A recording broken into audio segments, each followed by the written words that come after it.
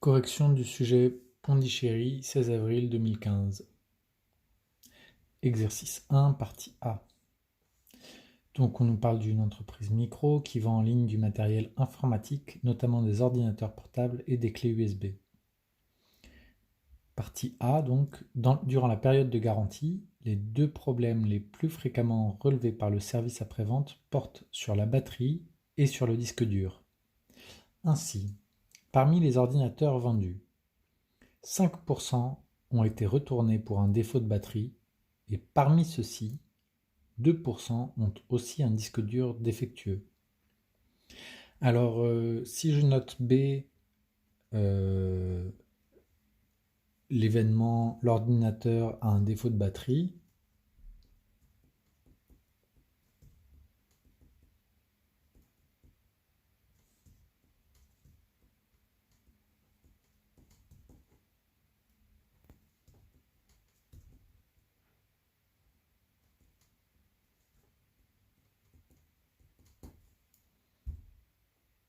et D, l'événement, le disque dur est défectueux.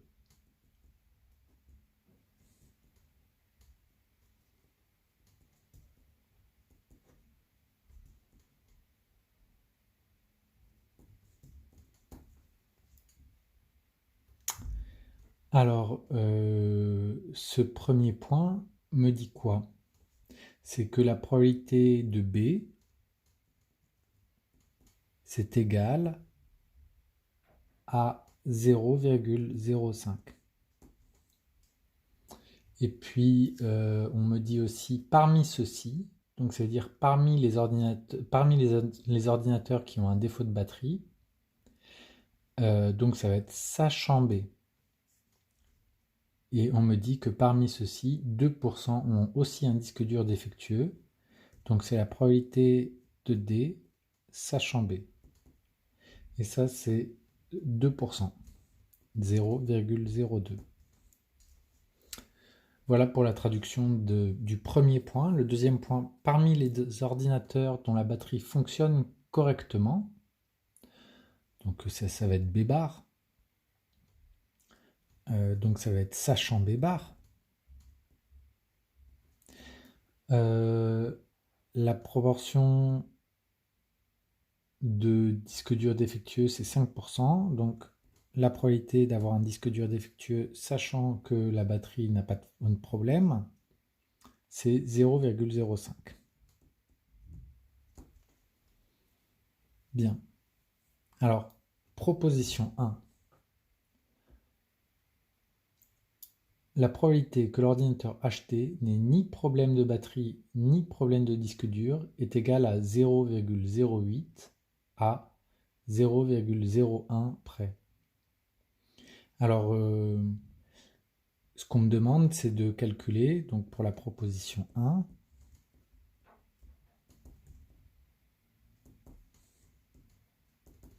ce qu'on me demande, c'est de calculer P de B bar inter D bar. Pas de problème de batterie, pas de problème de disque dur. Alors, comment on fait pour calculer ça? Je vais peut-être compléter les hypothèses qu'on m'a données ici avec un arbre. Donc, je vais faire B, B bar et D, D bar, D, D bar. Alors, la probabilité de B, c'est 0,05. Donc, la probabilité de B bar, c'est 0,95. La probabilité de D sachant B, je la connais aussi, elle est marquée là, c'est 0,02. Et donc là, j'ai 0,98. Le dernier truc que je connais, c'est celui-là, c'est 0,05. C'est vraiment écrit tout petit là. Mais je vous laisse le reconstituer éventuellement de votre côté. Et donc en dessous, j'ai 0,95. Et donc, si on me demande la probabilité de B bar inter D bar,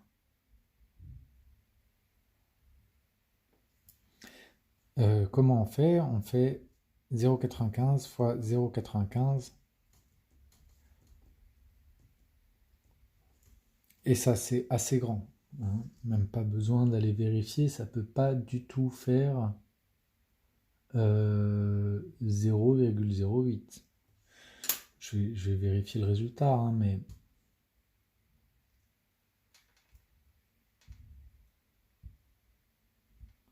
0,95 au carré, ça fait 0,9025.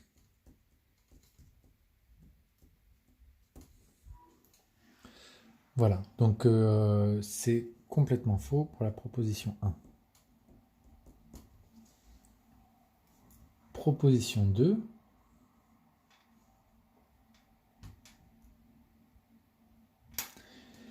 La probabilité que l'ordinateur acheté ait un disque dur défectueux est égale à 0,0485.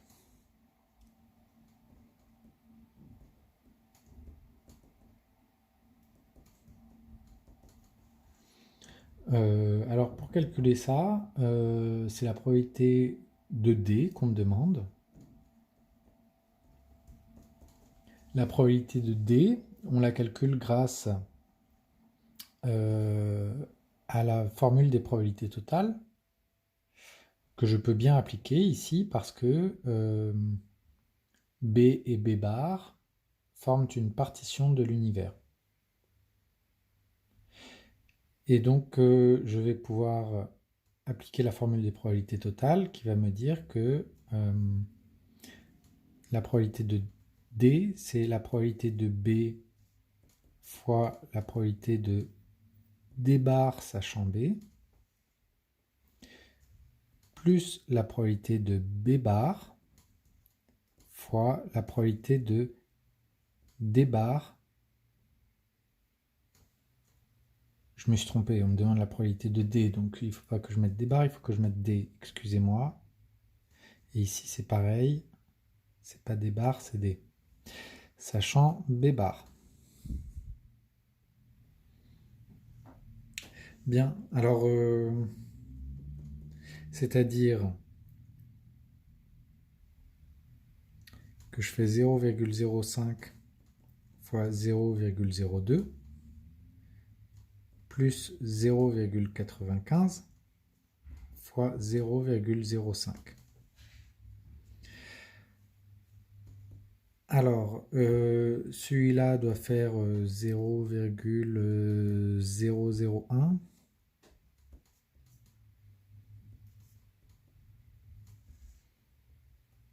Et moi, je vais taper directement le calcul sur la calculatrice. Donc, allez, c'est reparti. Comme ça, je vais vérifier que je ne fais pas d'erreur. 0,05 fois 0,02 plus... Ah, je dois recommencer, excusez-moi, je me suis trompé. 0,05 fois 0,02 plus 0,95 fois 0,05.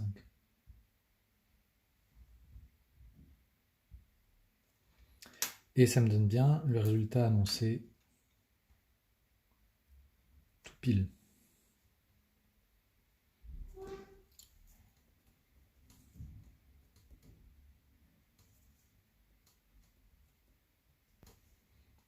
Donc, celle-là était vraie. Proposition 3.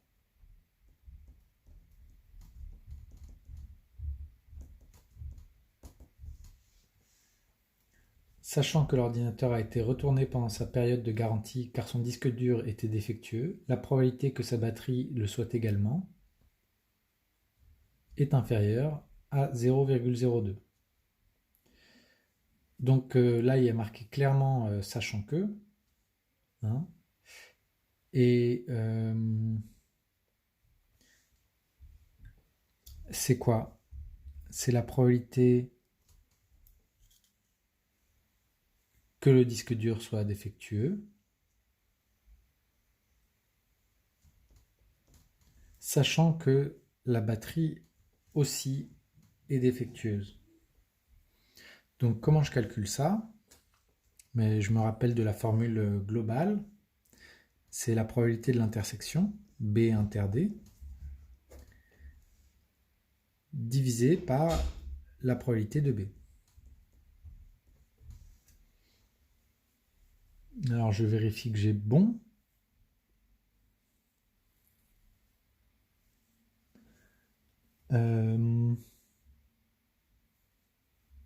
Sachant que le disque dur était défectueux. Donc je me suis trompé. C'est la probabilité de B sachant D. Et donc c'est une division par P de D. Donc c'était sachant que le disque dur est défectueux. Alors ça fait quoi? Ben, P de D, je viens de le calculer. C'est 0,0485. Et P de B inter D, eh ben, je peux le calculer aussi. En fait, je l'ai calculé là, hein. C'est le 0,05 fois 0,002. J'ai rajouté un 0 à l'oral. Donc, je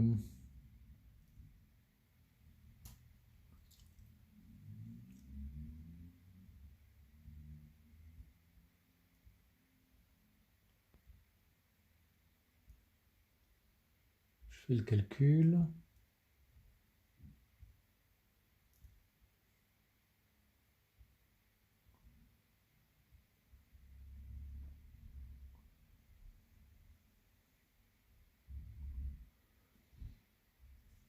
Et là, je trouve à peu près donc 0,02 fois 0,05 divisé par 0,0485 et ça me fait environ 0,02 au centième près. Il y a plein de chiffres après la virgule là cette fois. Et donc j'obtiens bien le résultat annoncé. C'était vrai. Ah, excusez-moi, il y a marqué inférieur à 0,02. Or, c'est un petit peu plus. Du coup, c'est pas vrai, c'est faux. Je fais un peu trop vite, hein. Je vais rajouter deux chiffres après la virgule pour qu'on le voit bien. C'était 0,0206. C'est pas inférieur ou égal à 0,02. C'est légèrement supérieur. C'est faux pour la proposition 3. Partie B. L'autonomie de la batterie qui équipe les ordinateurs portables. Alors, je tourne la page.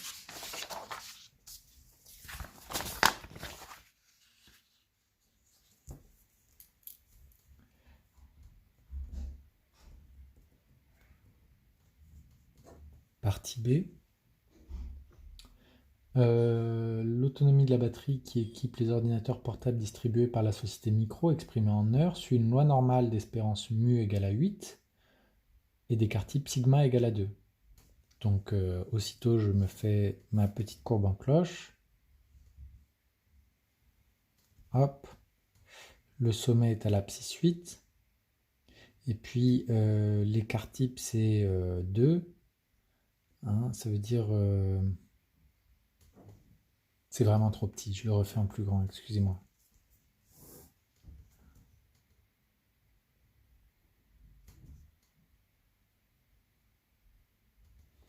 Je me fais une petite courbe en cloche. Le sommet, c'est à l'abscisse 8. Et puis l'écart type est de 2. Ça veut dire que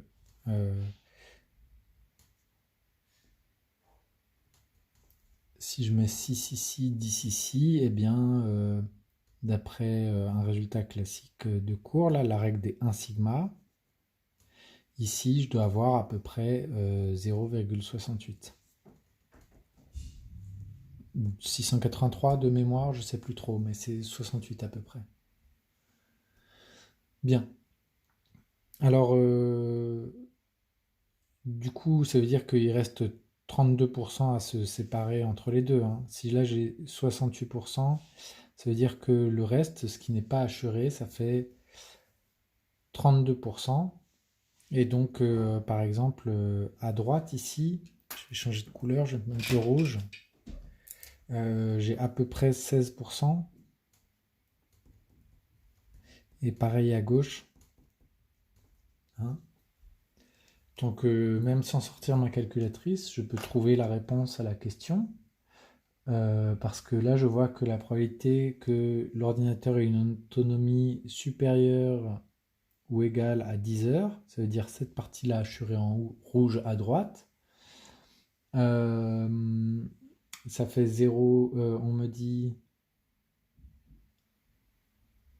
est inférieur à 0,2. C'est vrai, ça fait 0,16 environ. Donc, je vais écrire ça comme ça. Si j'appelle grand X la variable aléatoire qui me donne l'autonomie d'un ordinateur, j'ai P de grand X supérieur ou égal à 10 qui vaut environ 16. Ça peut se calculer avec la calculatrice, hein, avec normal FREP. 16%, c'est-à-dire 0,16, et ça c'est bien plus petit que 0,2.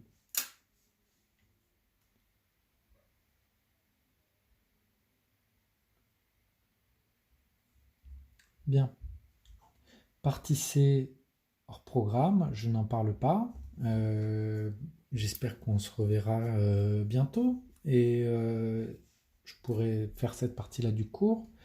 Mais j'avais annoncé là que pour l'instant on ne l'a pas fait en cours et donc on évite d'en parler.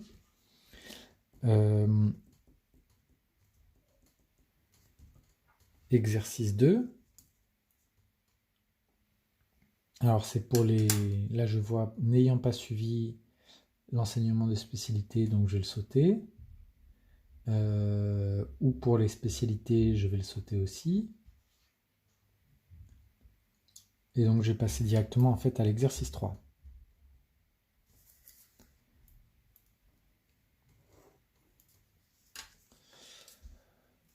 Exercice 3, une petite fonction qui est pas méchante, c'est f de x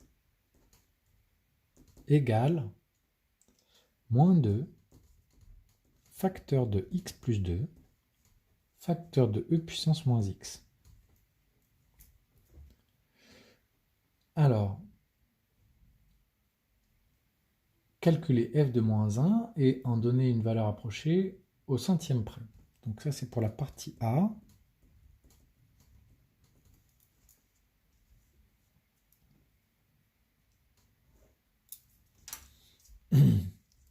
Question 1. F de moins 1, je prends la formule, ça fait moins 2, facteur de moins 1 plus 2, facteur de exponentielle moins 1. Alors, il faut que je fasse un peu de nettoyage, c'est vraiment pas compliqué. Moins 1 plus 2, ça fait 1. Donc une multiplication par 1, ça ne change rien. Et e puissance moins 1, ça fait 1 sur e. Et tout ça, ça se simplifie, ça me fait moins 2 divisé par e. Je demande à ma calculatrice combien ça fait au centième près. Alors, 2 divisé par e.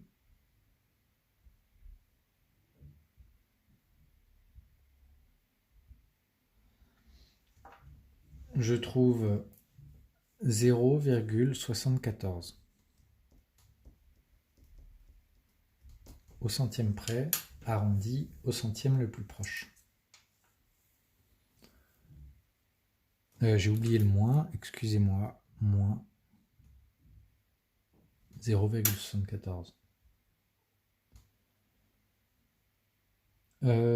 Question 2, justifier que f' de x égale, et puis on me donne une formule. Donc ça, vous savez qu'il ne faut pas regarder d'abord la formule, il faut d'abord calculer la dérivée. Alors, f' de x, je vais me dire que, en fait, f de x, je peux l'écrire moins 2 fois u fois v. Et donc, f' de x, ça fera moins 2 facteur de u'v plus v'u. D'accord?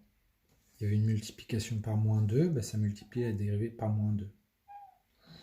Alors, qui est le u ici? C'est x plus 2, donc la dérivée u', ça fera 1. E puissance moins x, le v.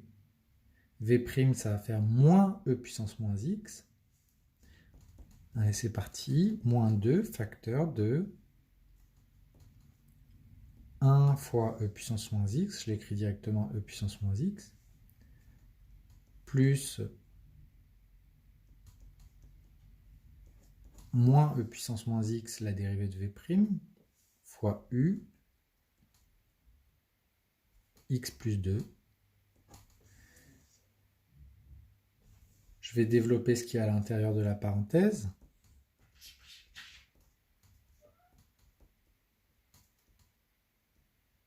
Alors ça va faire moins x e puissance moins x, moins 2 e puissance moins x. Et je vois que je peux faire encore des petites simplifications. Là, il y a e puissance moins x moins 2 e puissance moins x. Ça va se simplifier. Et puis, je pourrais aussi factoriser par e puissance moins x. Alors, je vais peut-être commencer par là d'ailleurs. Je vais factoriser par e puissance moins x. Ça fait 1 moins x moins 2. Il me reste moins 2 e puissance moins x facteur de moins x moins 1. Et là, je vois que j'ai un moins dans un facteur et des moins ici. Je peux faire du moins par moins qui fait plus 2e puissance moins x facteur de x plus 1.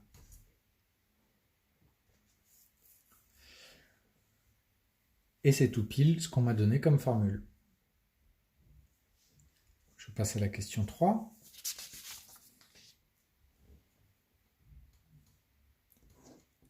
En déduire les variations de la fonction f. Donc il va falloir que j'étudie le signe de f' de x. Je recopie la formule. 2 facteur de x plus 1 facteur de e puissance moins x. C'est un produit de 3 facteurs.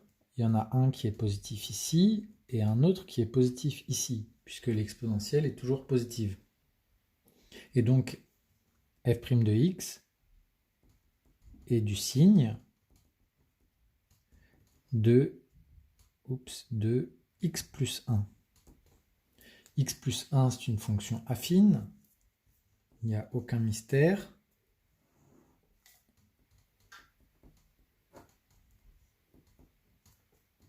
Son coefficient directeur vaut 1. 1, c'est positif. Et donc, on va du moins vers le plus. Et à quelle abscisse se fait le changement de signe? Quand x plus 1 vaut 0, c'est-à-dire pour x égale à moins 1. J'en déduis, j'ai le signe de f', puisque c'est la même chose que le signe de x plus 1. Et donc, les variations de f, ça me fait un truc comme ça. On ne m'a pas demandé de compléter le tableau, donc je ne fais pas de zèle. Je m'arrête là. Partie B.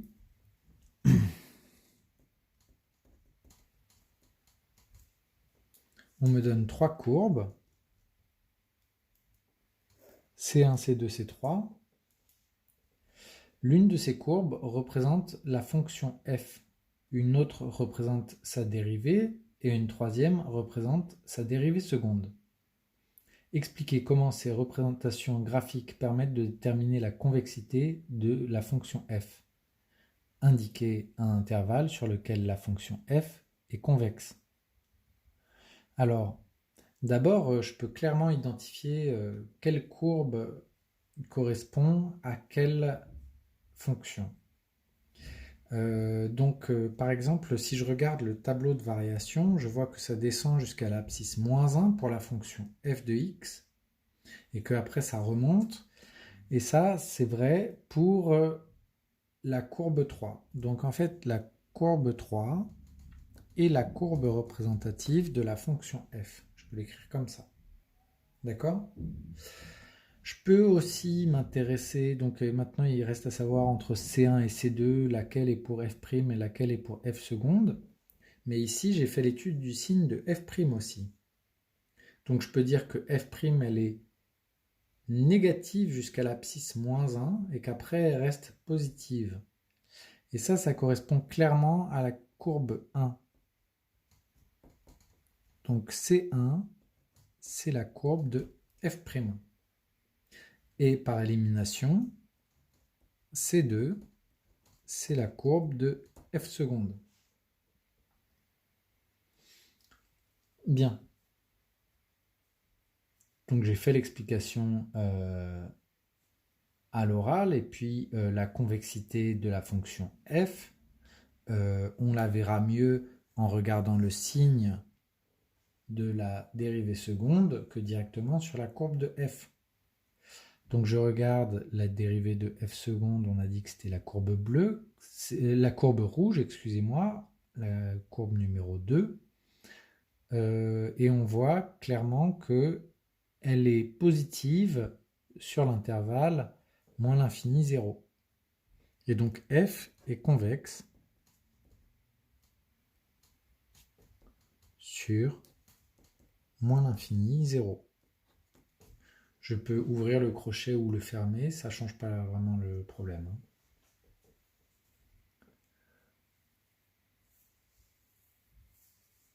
Exercice 4, enfin. Une histoire de coûts et de bénéfices. Alors,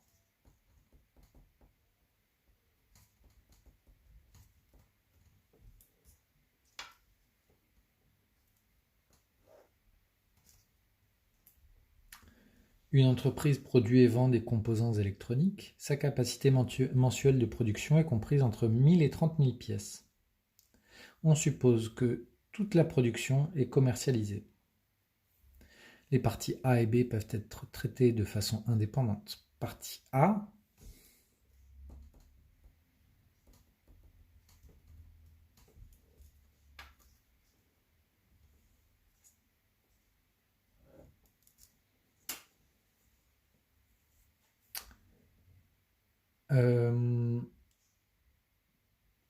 on me dit que c'est par lecture graphique. Hein.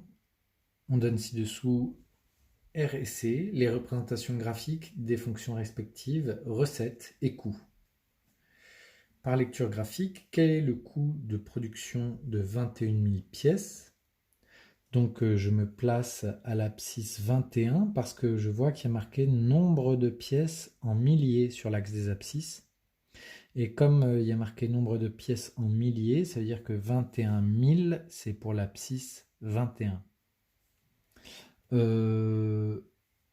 Il faut que je donne le coût de production, donc je vais prendre la fonction C.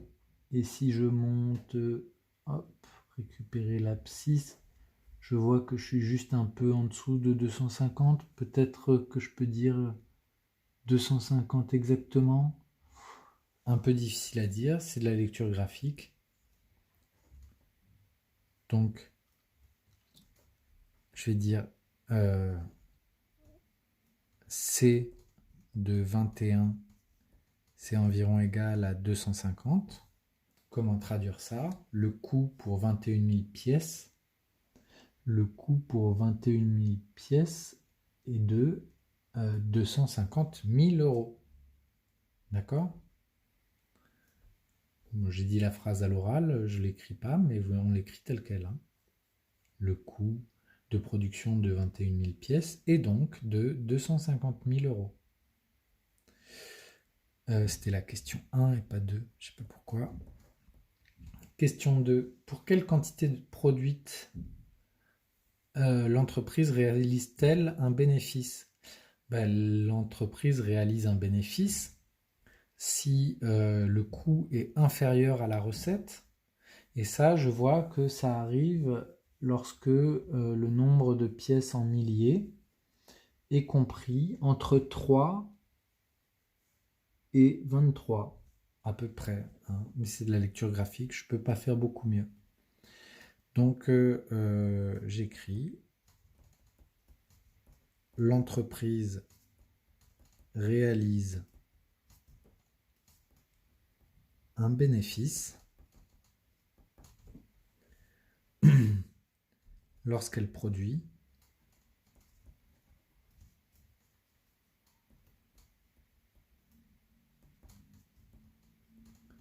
entre 3000 et 23 000 pièces.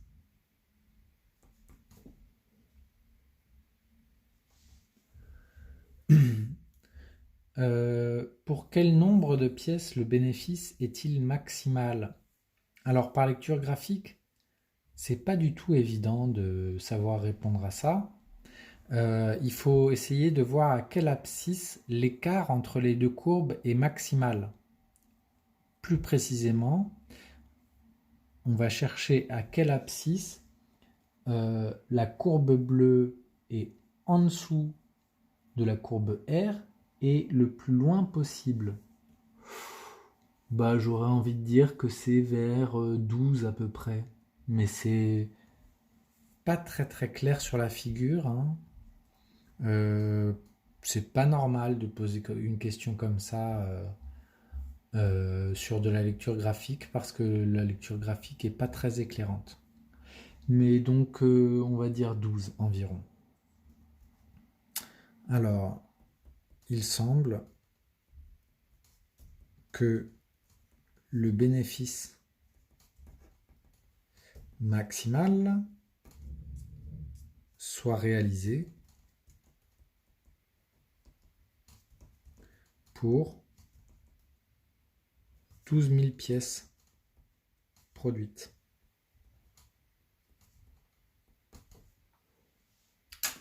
Voilà pour la partie A.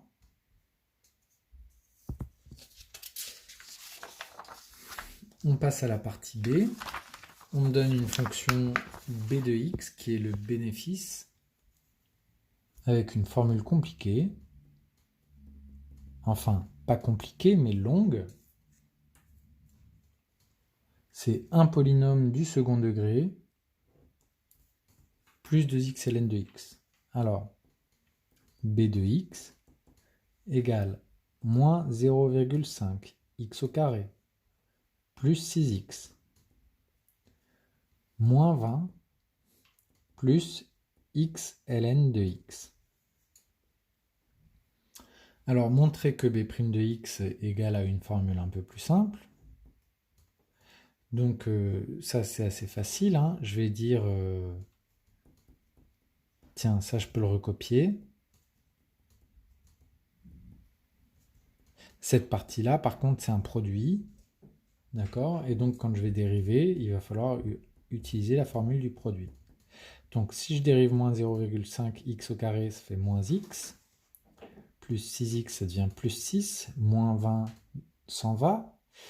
Parce que la dérivée de moins 20, ça fait 0. Et puis, x ln de x, donc je vais le dériver. Ça va faire u'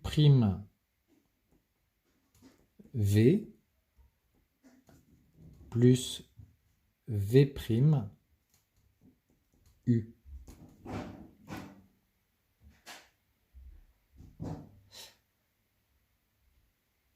Ah, j'avais oublié un 2 là, il y a un 2.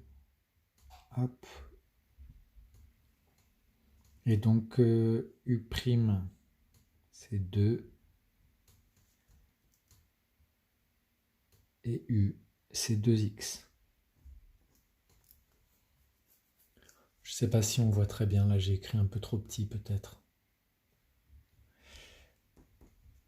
Bien, il y a moins x plus 6 plus 2 ln de x. Et là, il y a 1 sur x fois 2x, ça fait 2. Et là, je vois que je peux faire une simplification avec le 6 plus 2 et j'obtiens bien ce qu'on m'a annoncé, moins x plus 8 plus 2 ln de x.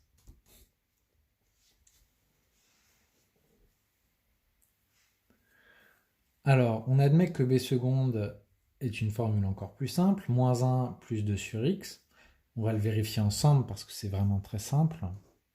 Si je dérive la formule pour b' de x, ça me fait b seconde de x égale la dérivée de ce truc-là. Et là, je peux le faire directement. Moins x devient moins 1, plus 8 s'en va, et 2 ln de x devient 2 sur x.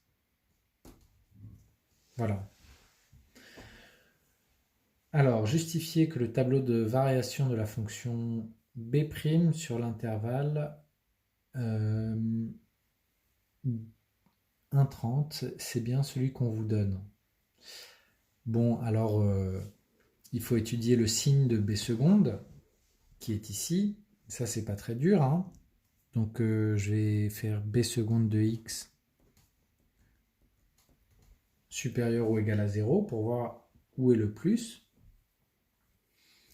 Ça me fait moins 1 plus 2 sur x supérieur ou égal à 0. Je fais passer le moins 1 de l'autre côté. Donc je rajoute 1. J'obtiens 2 sur x supérieur ou égal à 1. Et là, attention, je vais faire une multiplication par x. Mais pourquoi c'est possible? C'est parce que x est positif. Et donc ça ne va pas changer le sens de l'inégalité. Ça, c'est un piège auquel il faut penser, hein. Mais bon, ici, pas de problème. X est positif. Je peux faire une multiplication par x dans l'inégalité. Et ça me fait 2 supérieur ou égal à x. Ou x inférieur ou égal à 2. Hein? Donc récapitulons. Quand est-ce que b seconde de x est positif? Quand x est à gauche de 2. Hein? Et donc j'obtiens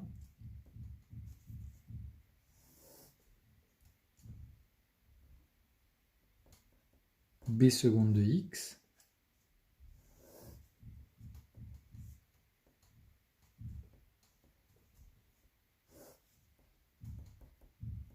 changement de signe en 2, et le plus est à gauche de 2, et donc j'obtiens bien ces flèches-là.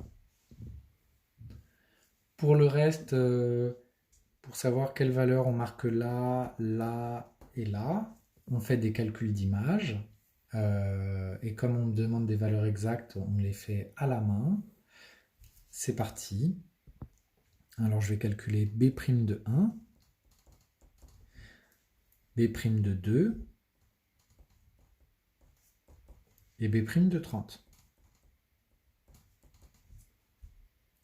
Alors je regarde, la fonction b', on l'a marqué ici, là. Si je remplace x par 1, ça va faire moins 1 plus 8 plus 2 ln de 1. Mais je sais que ln de 1, donc moins 1 plus 8 plus 2 ln de 1. Mais ln de 1, je sais que ça fait 0, donc ça fait moins 1 plus 8 plus 2 fois 0. Et ça fait bien 7. b' de 2, donc on recommence, ça va faire moins 2 plus 8 plus 2 ln de 2. Et ça fait bien 6 plus 2 ln de 2. Et enfin, f' de 30, moins 30 plus 8 plus 2 ln de 30. Et c'est bien ce qu'on m'a donné, moins 22 plus 2 ln de 30.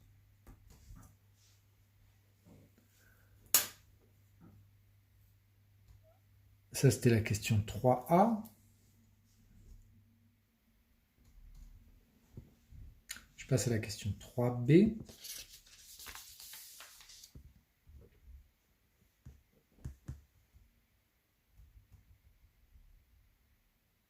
Ah non, excusez-moi, c'était la question 2. j'ai fait n'importe quoi, c'était la question 2. Je passe à la question 3a. Montrer que b' de x égale à 0 admet une unique solution alpha sur l'intervalle 1,30. Alors, là, pour ça, je vais récupérer mon tableau. Je vais dire, mais on m'a dit qu'ici, il y avait marqué 7. 7, c'est plus grand que 0. Et là, je monte. Hein. Donc, la fonction b' est strictement positive sur l'intervalle 1, 2. Et donc, b' de x égale à 0, c'est pas possible sur l'intervalle 1, 2. En revanche, sur l'intervalle 2, 30, je passe du positif, hein, le f de 2, le b' de 2, qui était 6, plus 2 ln de 2. Ça, c'est positif.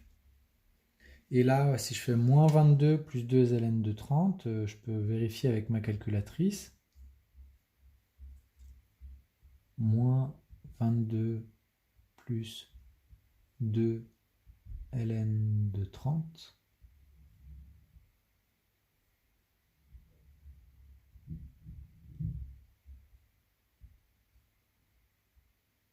J'obtiens moins 15,2. Ok, donc ça c'est environ égal à moins 15,2. Donc c'est bien négatif. Donc hein, on va marquer la valeur approximative, c'est à peu près moins 15,2.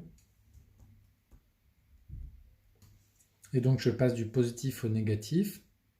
La fonction b' est continue sur cet intervalle parce qu'elle est dérivable, donc elle est continue. Donc 0 doit admettre un antécédent sur l'intervalle de 30.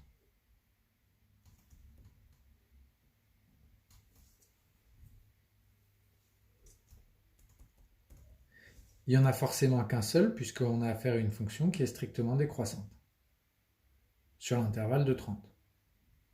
On récapitule, il n'y en avait pas sur cet intervalle parce que la fonction est clairement positive sur cet intervalle. En revanche, sur l'intervalle de 30, on passe du positif au négatif.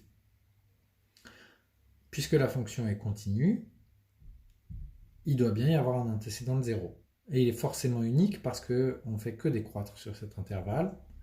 On a répondu à la question 3a, principalement à l'oral, hein, encore une fois. Mais j'estime qu'avec un format vidéo, c'est pas un problème.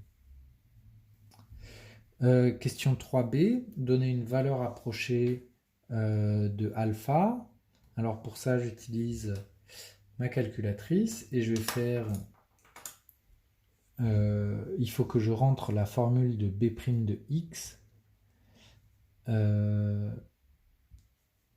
qui est donc moins x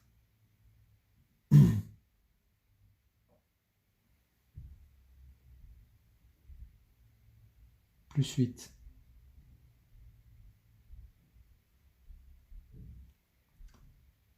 plus 2 ln de x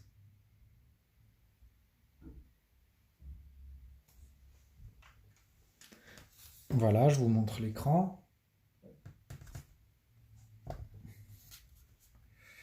Hop, j'ai rentré la fonction.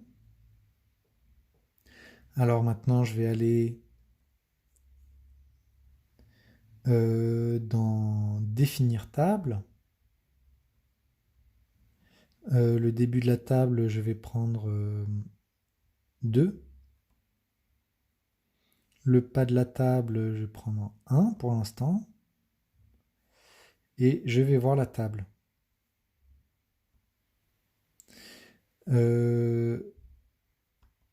Donc je descends jusqu'à voir où je passe en dessous de 0 et je vois que c'est quelque part entre 13 et 14. Donc je vais redéfinir mon pas.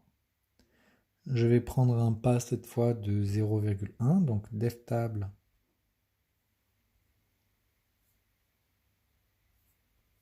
J'avais dit entre 13 et 14, donc le début à 13, le delta à 0,1. entrée. Je retourne voir la table. Hop, je vois que c'est entre 13,1 et 13,2. Et sur le sujet, on m'avait demandé à combien? Au millième près de la valeur alpha. On m'a dit donc. Donc je suis encore loin du compte. Il faut que je reprenne entre 13,1 et 13,2. Donc je vais aller dans DevTable. Je vais mettre 13,1. Et avec un pas de 0,01 cette fois. Et ce ne sera pas encore la dernière étape. Hein. Je retourne voir la table. Oups, j'ai mis graphe. Hop, et là je vois que c'est entre 13,15 et 13,16. 13,15, donc je vais prendre ça comme début pour mon tableau. Donc je retourne dans la définition de la table. Je vais mettre 13,15 comme point de départ. Et un pas de 0,001. Je retourne voir la table.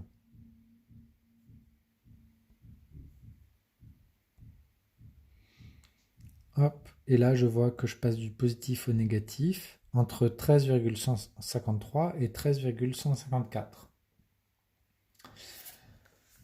Voilà, j'ai trouvé une valeur approchée de alpha au millième près. Je peux écrire tout simplement comme réponse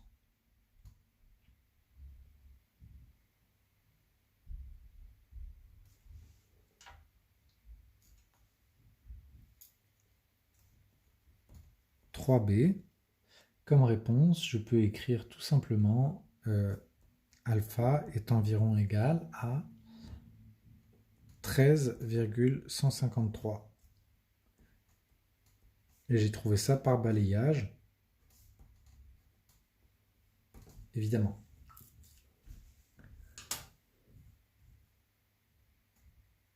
Bien.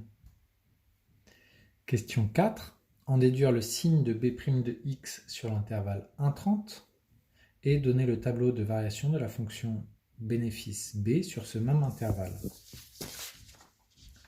Alors,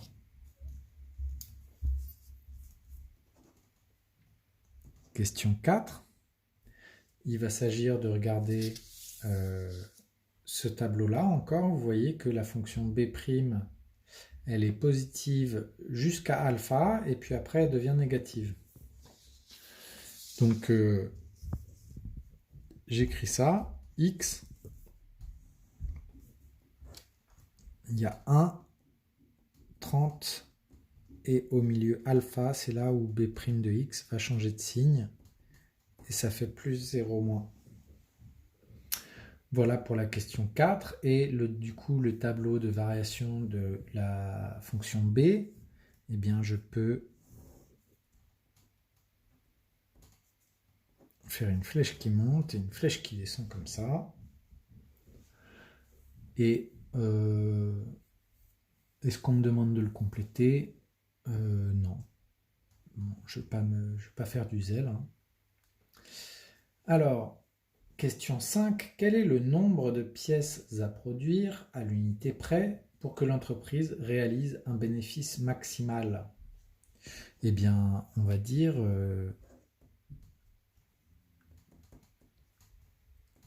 il faut réaliser alpha pièces en fait. Hein. Il faut prendre la valeur de alpha, mais c'est des milliers. Et c'est pour ça qu'on m'a demandé au millième près tout à l'heure. C'est parce que c'est des millièmes de milliers et du coup ça fait à l'unité près. Donc j'ai dit 13,153. Donc ça fait 13 153 pièces. Pour un bénéfice maximal.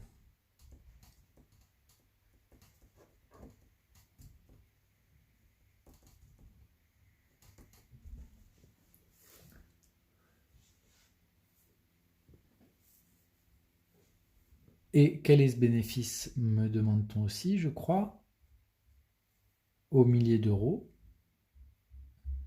Alors, je vais prendre l'image par la fonction b de 13,153. Alors, la formule est quand même assez compliquée.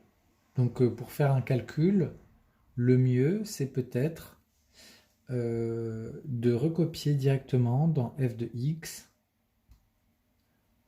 la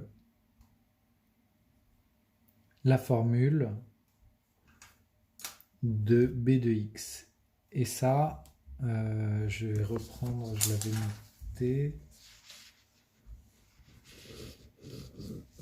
Voilà, c'est cette formule-là. Donc je vais la recopier dans la calculatrice. Ça fait moins 0,5 x au carré plus 6x moins 20 plus 2x ln de x, fermez la parenthèse. Voilà, j'ai recopié ma formule et maintenant, ce que je fais,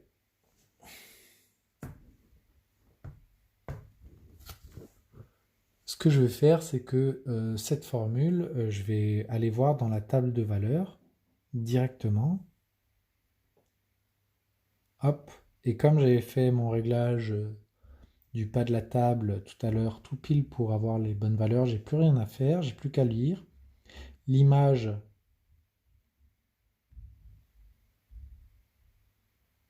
de 13,153, j'ai un nombre négatif, c'est pas normal du tout. Alors, je dois avoir un problème. Ah, j'ai mis une division au lieu d'une. C'était un plus ou c'était un plus. Hein, vous voyez, un peu d'esprit critique, quelquefois, ça fait pas de mal. Donc, je retourne voir la table. Et là, je vois 40,199. Ça a l'air de pas beaucoup bouger. Hein. Vous voyez, par lecture graphique tout à l'heure, je crois que j'avais dit 12. En fait, c'était plutôt 13. C'était 13,153. Et on obtient un bénéfice de 40 000 euros. En fait, on pourrait même dire, c'est sûr, 40 199 euros. À l'euro près. Voilà pour se corriger.